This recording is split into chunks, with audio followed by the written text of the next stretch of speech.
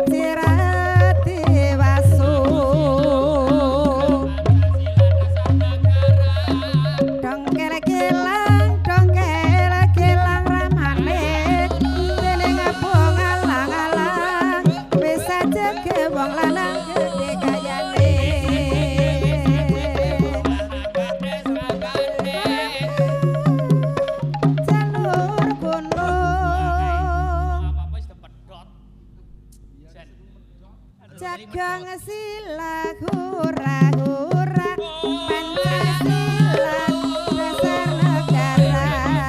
Hura-hura Pancasila dasar negara.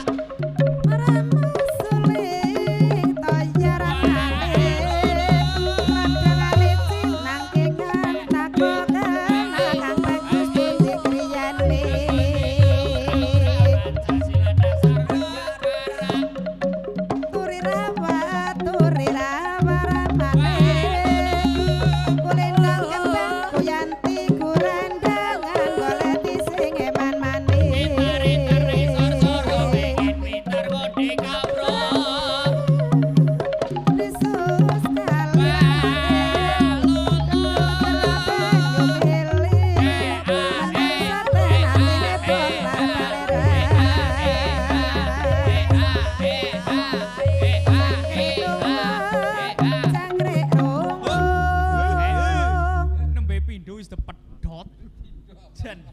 Mlaku disit ora ngenteni digawe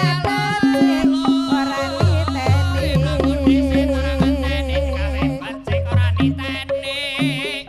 Suling toya ramane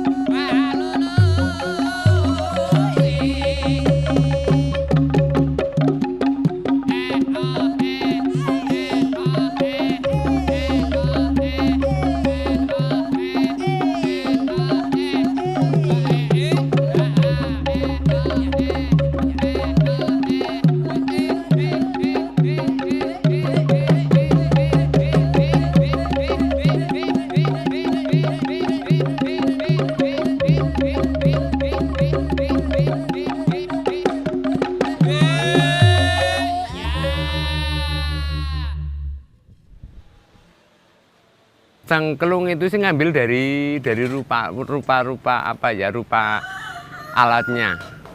Orang desa mengatakan ceng itu lenceng, lurus. Kelung itu kalau dipukul, ditutuk bunyinya melung. Jadi simpel aja, singkat aja, cengkelung itu.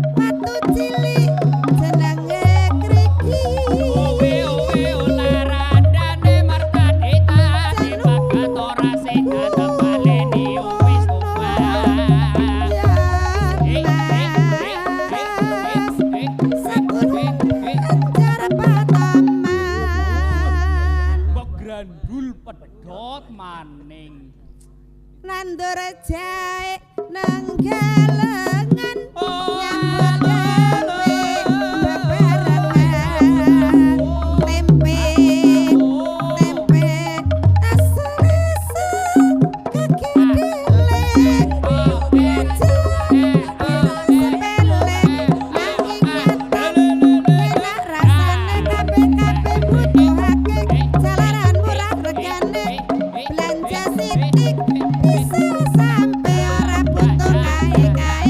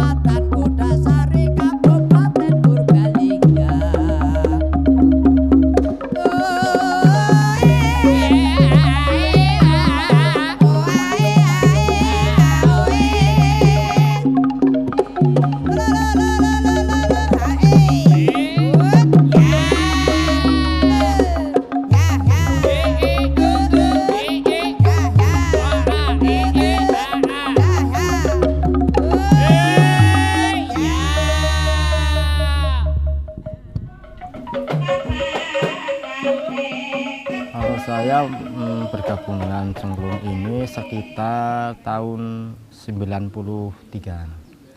Saya tertarik karena pertama itu unik ya, unik, dan untuk kita bermain di musiknya itu ada tantangannya gitu loh Pak. Tantangannya dari di sini kan kalau kita mungkin dari musik-musik lain kayak saron apa kan, jadi berapa irama kita cukup dengan satu orang ya kan. Kalau ini kan jadi satu irama misalnya saron ini ada 6, ada 1, ada kedua, kita dipegang 3 orang. Jadi kita butuh feeling gitu loh.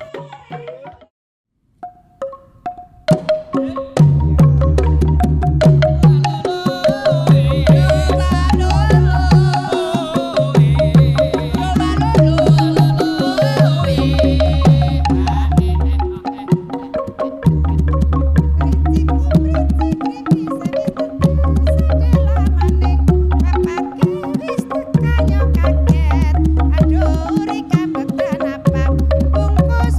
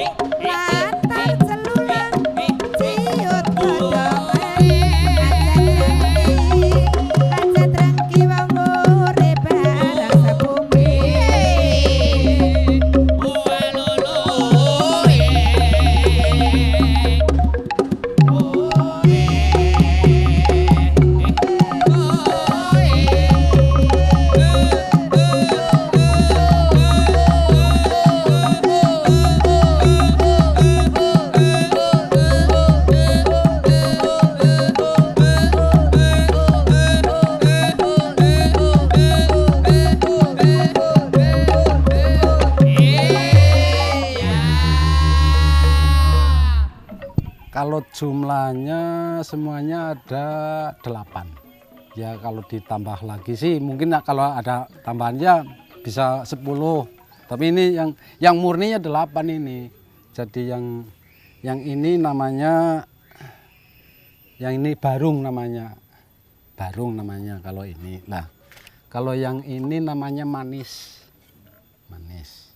Nah, kalau yang ini yang paling kecil ini kan saron satu dibikin yang mukul orang 3. Jadi dibikin 3 rangkaian. Nah, ini namanya kenit. Nah, bisanya ini dinamain barung kalau ini nutuk 1, yang ini ngikutin yang nada ini, contohnya begini. Kan sama, cuman ini suaranya kecil, yang ini besar. Ada tambahan nih gong. Namanya gong bumbung nih ini.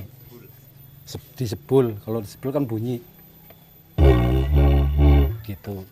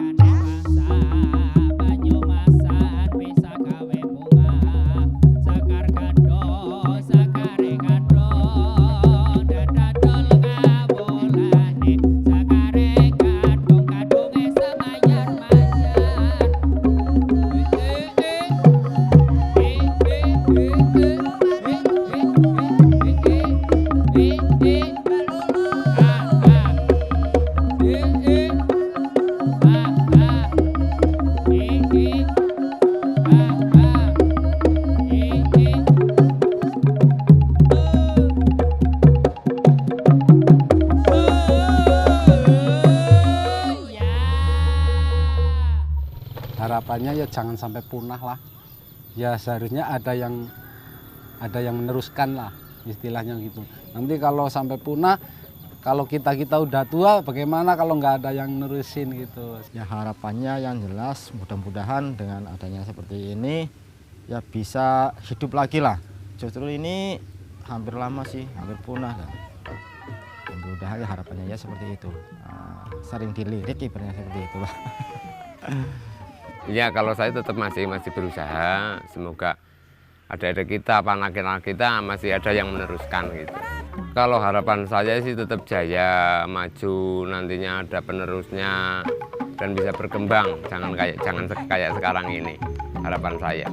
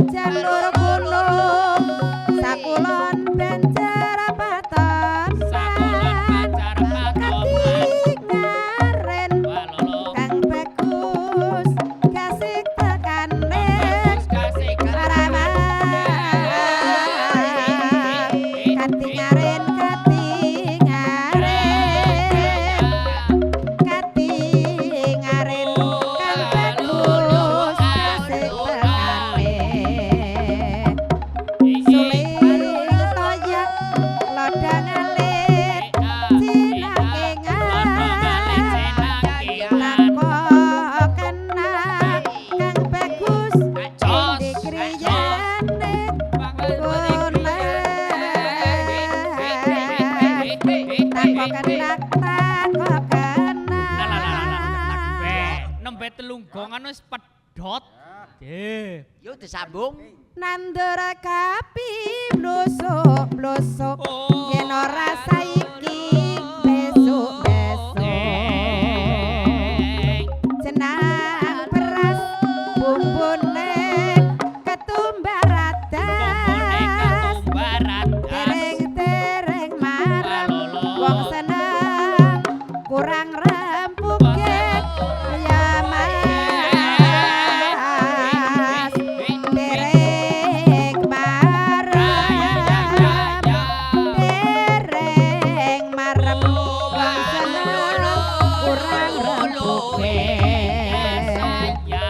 jambe gawe disegar para selawe namung siji sing dadi pilihan ati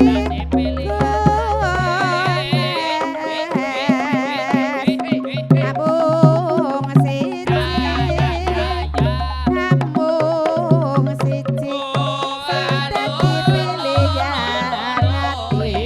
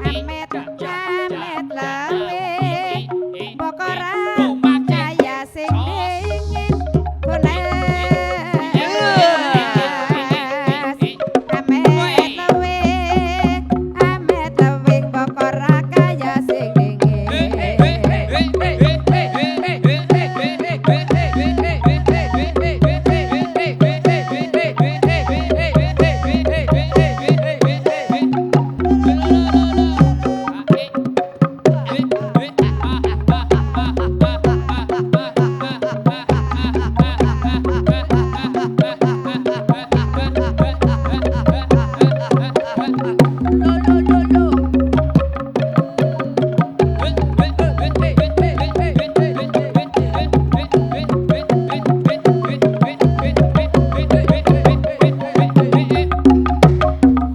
papa, gelung bol dan domba